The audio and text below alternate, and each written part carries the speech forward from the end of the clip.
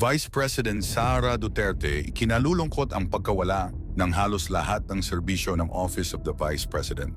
Naging viral sa social media ang isang post ng opisina ng OVP dahil nga sa pagkawala ng iba't-iba't serbisyo, kagaya na lamang ng medical assistance at burial assistance na siyang pangunahing pangangailangan ng ating mga kababayan. Matatandaan natin na halos kinuha ng mga mambabatas ang mahigit 1 bilyong pundo na dapat ay magagamit sana ng OVP sa mga dapat mabigyan nga ayuda. Sinisisi ngayon ng mga mamamayan ang mga mambabatas na kumaltas sa budget ng OVP. Mahigit 700 milyong lamang ang natirang budget ng OVP na hindi man lang sapat upang matugunan ang mga pangangailangan ng opisina at ng mamamayan. Makikita natin sa shared post NI Vice President Sara Duterte ang lungkot ng mga taong nagbigay ng komento patungkol sa ginawa ng mga mambabatas sa budget nito.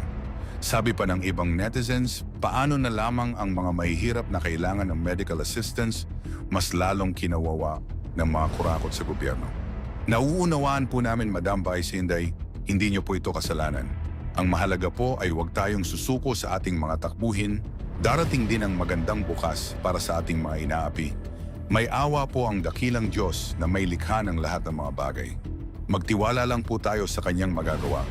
Hindi na maganda tong ginagawa ng administration ngayon.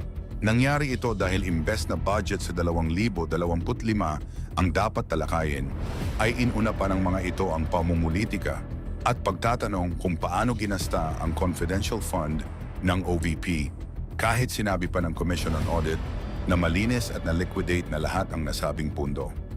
Sa ngayon, limitado na lamang ang mga magagawa ng opisina ni Vice President Sara Duterte. Pero sa naunang interview kay VP, magtratrabaho ang sila kahit may budget man o wala.